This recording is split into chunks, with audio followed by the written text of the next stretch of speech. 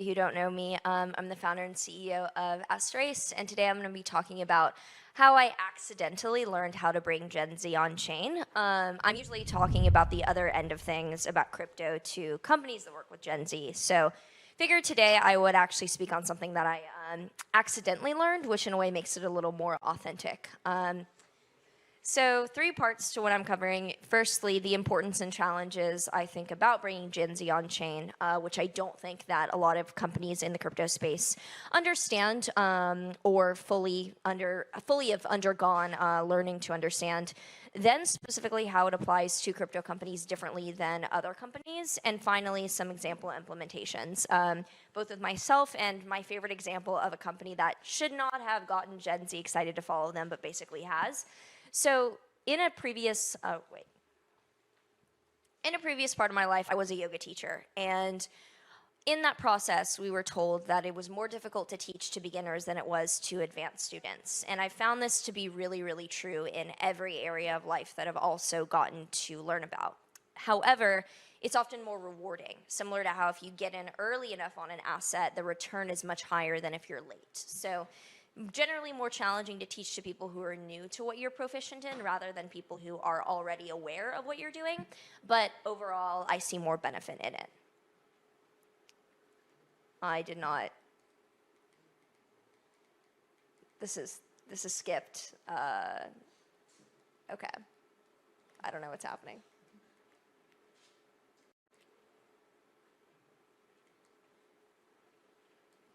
So the value of teaching to beginners rather than people who know everything, like I said, is firstly the higher return on investment. It is more challenging to break through and reach these people, but if they can grow with you, there's more loyalty there. And also beginners, they tend to talk more. If you look at any really large YouTuber in the crypto space who attracts mostly people that are entirely new, the comments are much more conversational and surprised. And naturally that applies to real life as well, that if you can get someone surprised and have contrast in their life to hearing about something they're not used to, there's going to be a much greater network effect.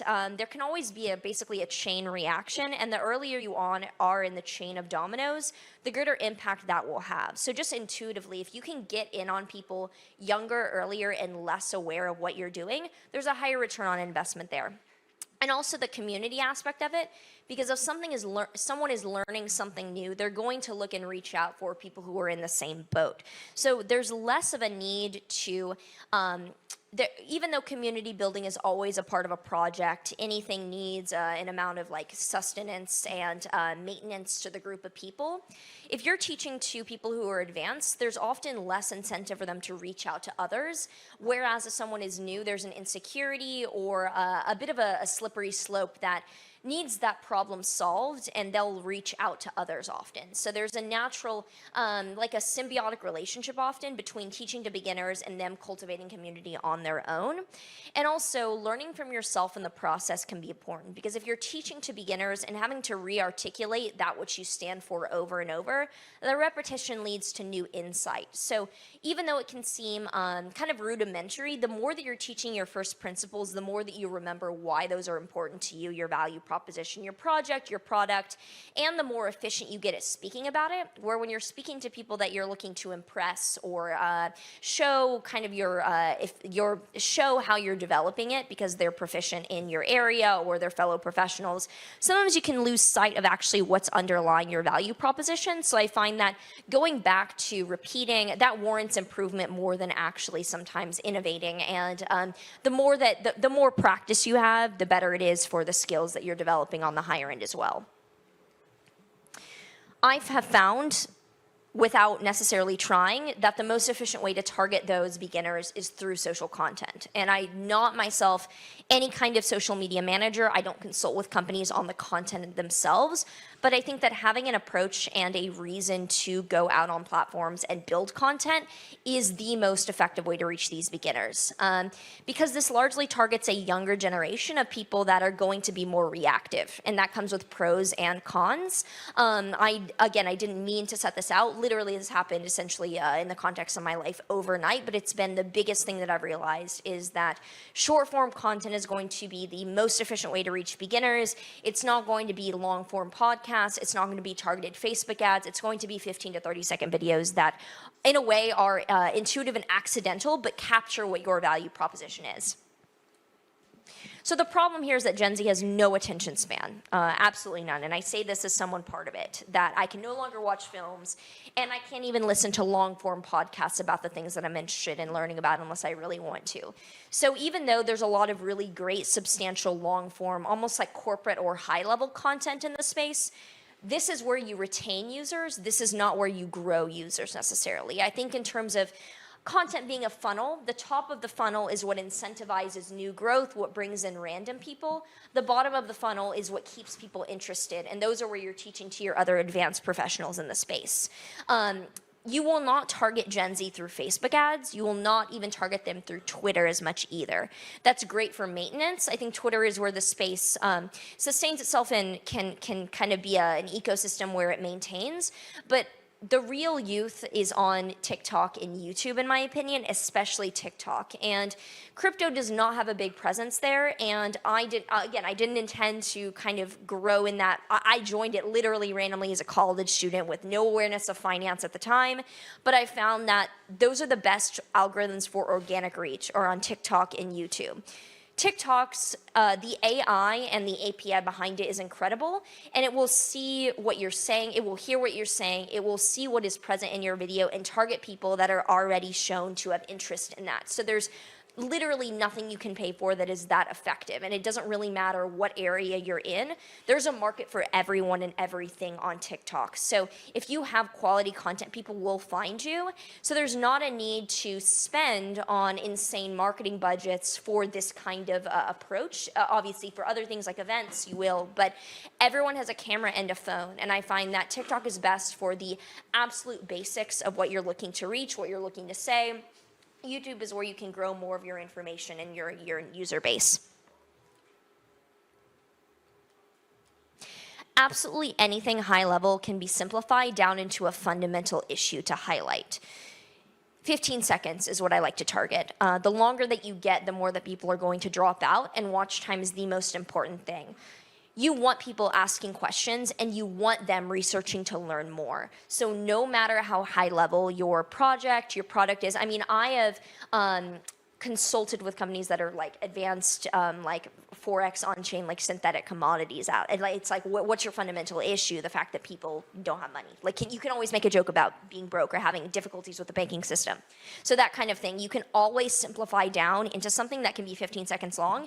It doesn't matter how high level your issue is. In fact, I like to think about it where you get to a point that you're no longer selling to professionals, you're selling to the mainstream. You think about someone who, I think about Elon Musk, he's not necessarily having his aerospace dynamic conversations over Twitter. He's saying and doing things that lead to community and lead to the network effect of growth. So there comes a point when you have to think about first principles over communicating the most high level things, because often initially you're looking to impress people bigger and more established than you to gain interest. There then comes a point where you need to look for the low-hanging fruit and the fundamental issues. So considerations for crypto companies can differ from other companies simply due to the fact that Gen Z, like most people in most demographics, is widely unfamiliar or hearing about the Dogecoin millionaires and the people that are flipping NFTs for like 8 figures. So firstly, simplify your message. You can always, I don't want to say dumb it down as if you're becoming dumber, but you are going to the rudimentary first. What is the first issue? What are the initial questions that will lead people to your project? Is it, how do I gain more control of my money? Is it, how do I have more autonomy in my passive income? There's always an initial question that you want to get to the root of that will lead people to what you ultimately have, no matter how intense, no matter how refined the value proposition is. And ideally, you want to apply it outside of solely crypto. You can still keep your niche, but you want to target, are you looking for people that are too busy to be able to trade? Maybe you're a yield farming passive income platform.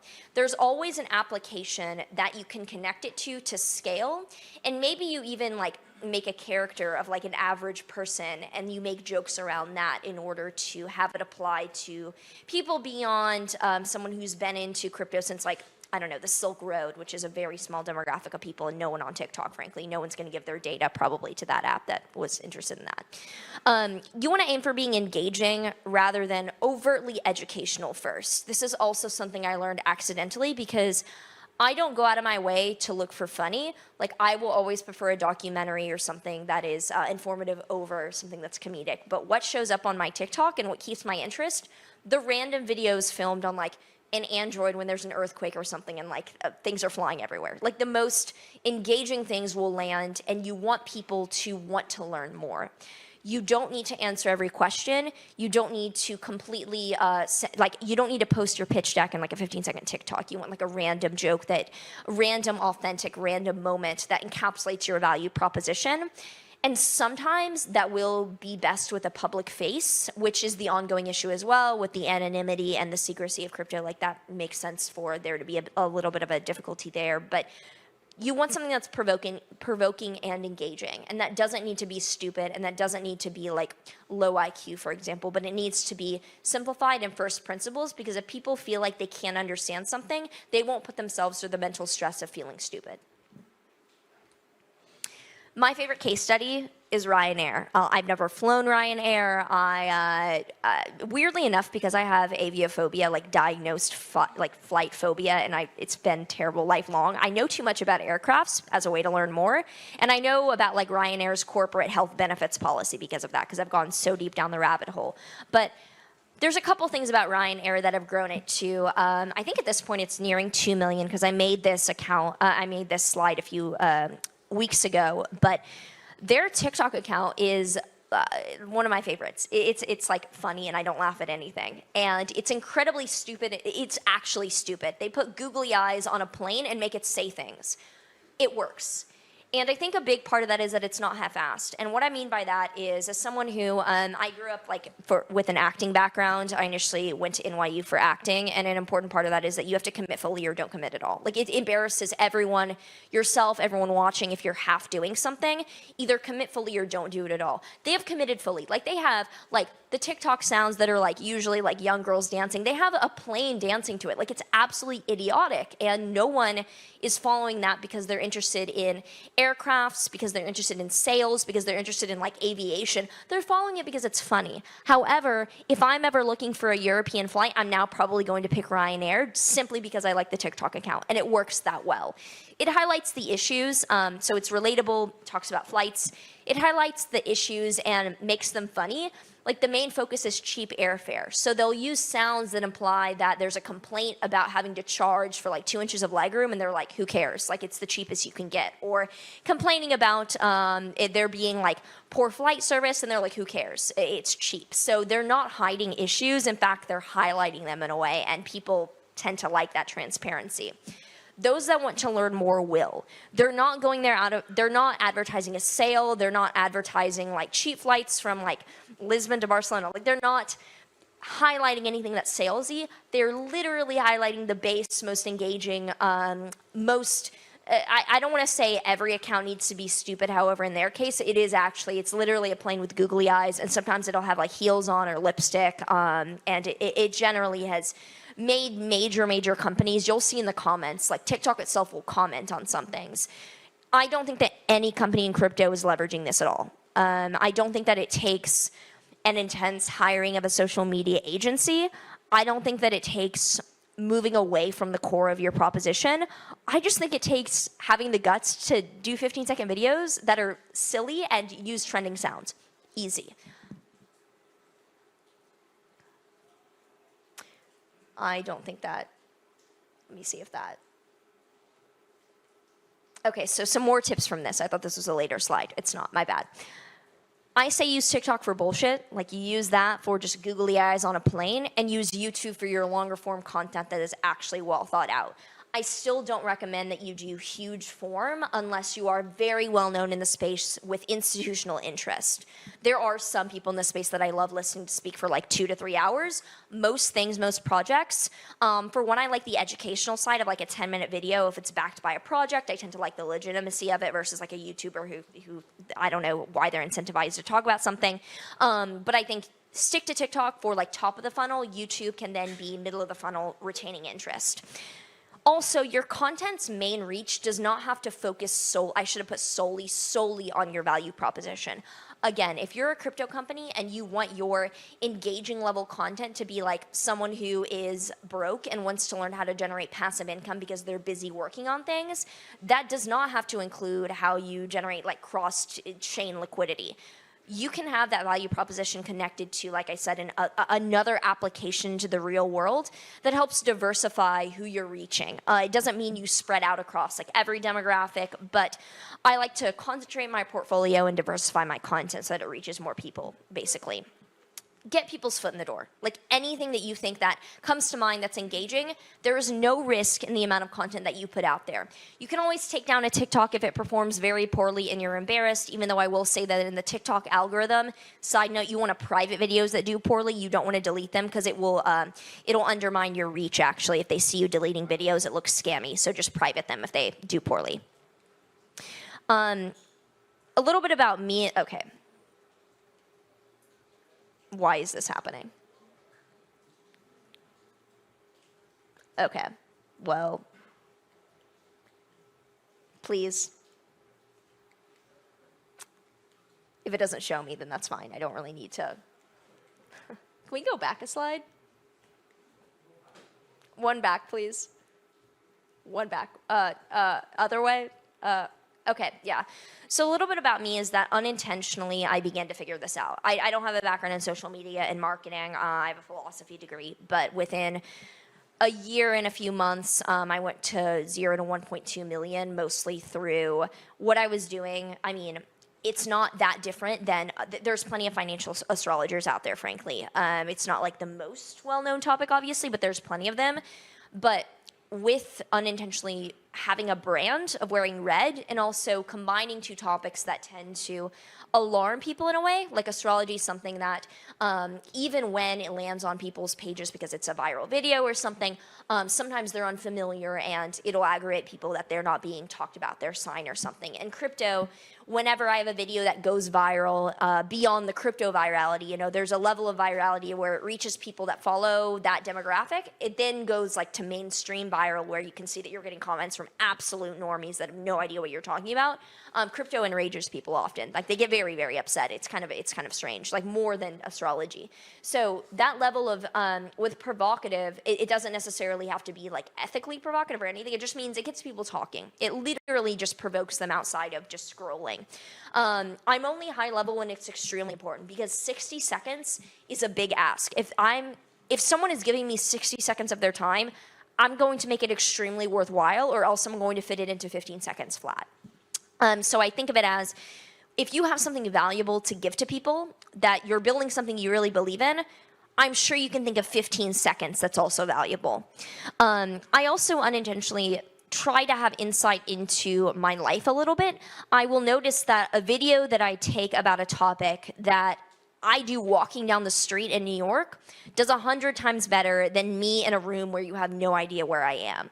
So if you can add a human element, I would rather watch someone that is not as articulate. I would rather watch someone describing a project that is not necessarily as eloquent, but that has a human element, like Ryanair with googly eyes on a plane. I'd rather watch a plane with googly eyes than a plane with no googly eyes. Like there's a human element there that makes it enticing to watch.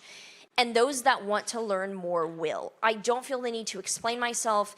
If I have a ton of comments asking questions, then I direct them to a YouTube video. So there can be, from what I've found with working with companies, an issue of feeling like you're giving up your value proposition totally by tangentially making an enticing 15-second video. You're not. Those that actually want to learn more will, and they will feel proud of themselves for learning more upon their own merit. Other way.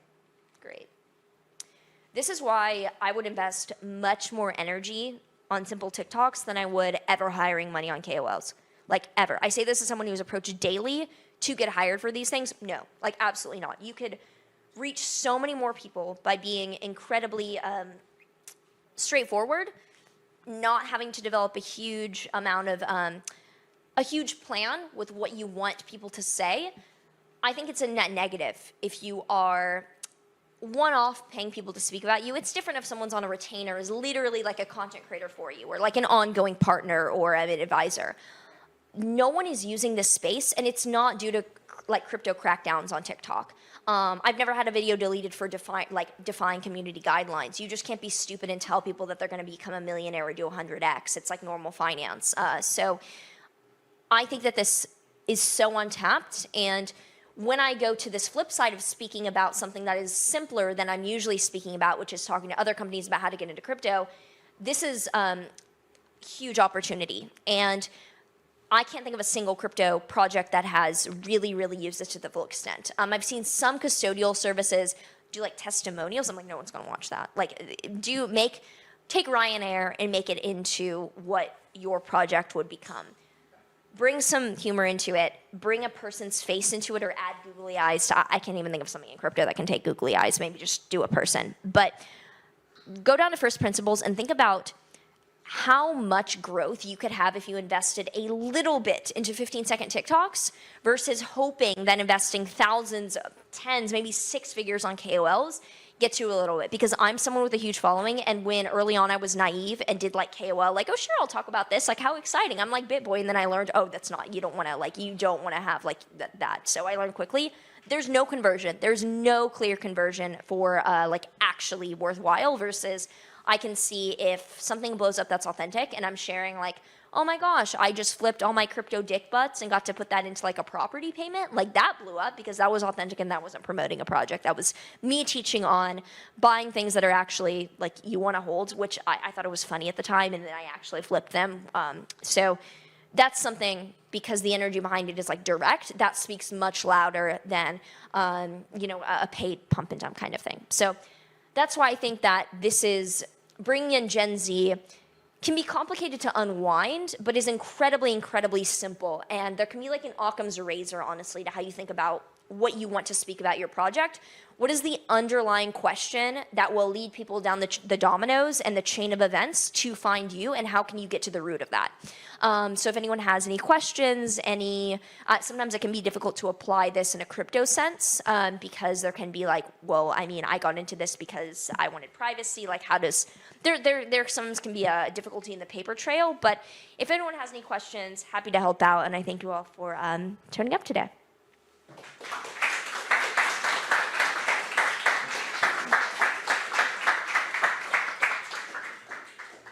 Yeah, go for it. Here. What's the good conversion between TikTok to YouTube? So TikTok, you hook the fish, but you cooking in YouTube. But what's this? Yeah. I was going to say it's literally usually 10%, because I have almost 1.3 million on TikTok and around 200K on YouTube, and I see other creators, and it's usually around 10%. It's less if their TikToks are not of them speaking. If you're speaking, you're going to attract a lot more people in, even though obviously that is, there's like a confidence jump that people have to do to speak. But if you're speaking, 10% is a really good conversion. And after to go to your website is another 10%.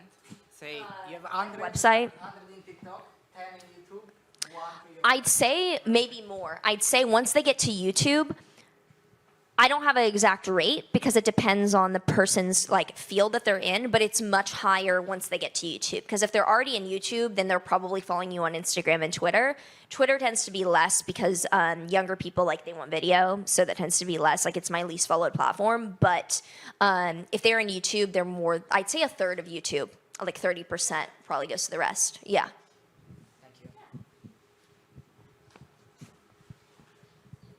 Hi, I'm just curious how you think about native audiences on different platforms. I found that a lot of my TikTok audience doesn't translate so well to Twitter or YouTube, because then I end up with like a bunch of followers who are like not active, and my engagement is like really bad, and that hurts my other engagement.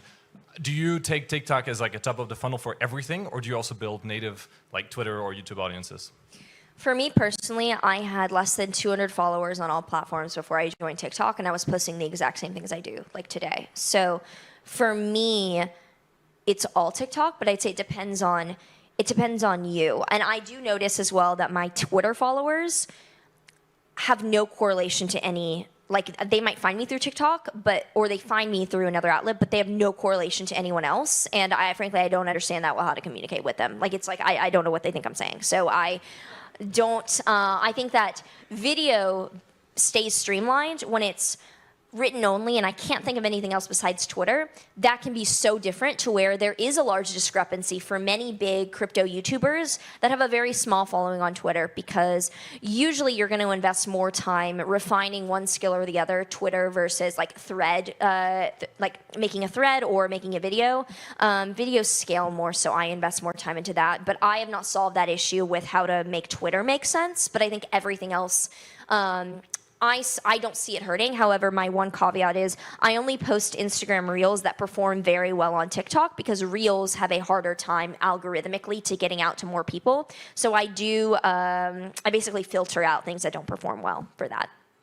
Yeah. I appreciate it. Can I just very quickly, with a Yeah. very quick follow-up?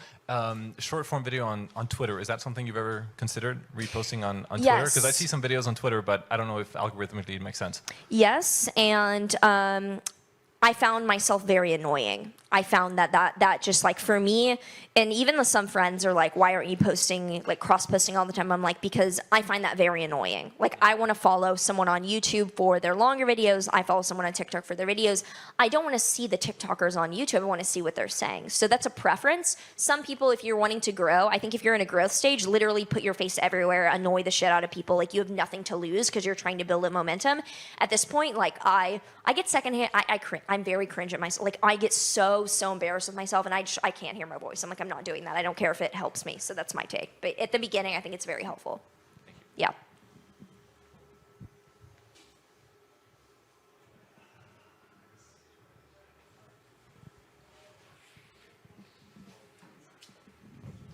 So you're obviously talking a lot about sort of retail level, consumer end, whatever.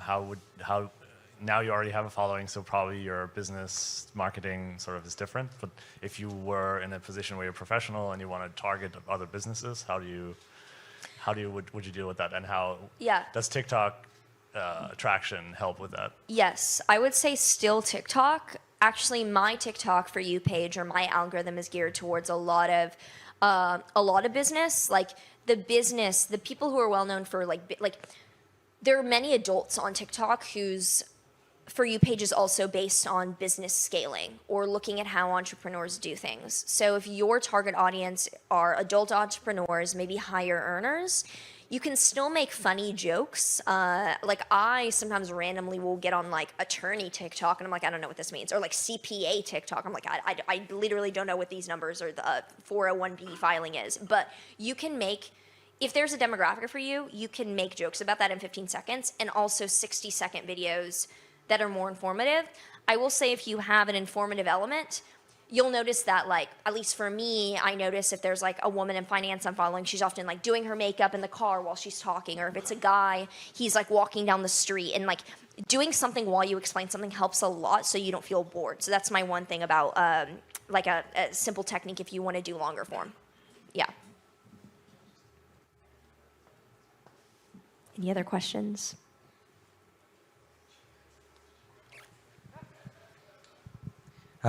Thank you for the talk. I'm Yeah. a big fan of you. Yeah, I have a question. You said that it's good to have a face behind whatever you're doing. There's a problem with anonymity, but there's also a thing where when you're a business, it's hard to have a face. Yeah. I mean, you talked about Yeah. the Ryanair example, but Yeah. I guess it's very much an exception. Yeah. So how do you think about having TikTok exposure without having an actual face behind it? Because even on different platforms, it makes it a lot easier if you're an actual person. Right, right. I think for one, it doesn't have to be one face. Like Ryanair often has people talking, but it's like a random flight attendant or a random person. So I think you can be variable, and also you could bring in like a talking meme or like an animal. Like I follow a lot of cat accounts. So like having an alive element, because the main things I see blowing up around crypto on TikTok, at least for me, because I've literally indicated to the algorithm I'm not interested in like next to 100x. Like I'll just block that video. The things that show up for me are like the Wojak memes made into videos, and those one will blow up, and then 90% of them won't scale. So there's an issue with like animation. Like I don't know, it's easier to have like a real living thing, but it doesn't have to be one person. Yeah.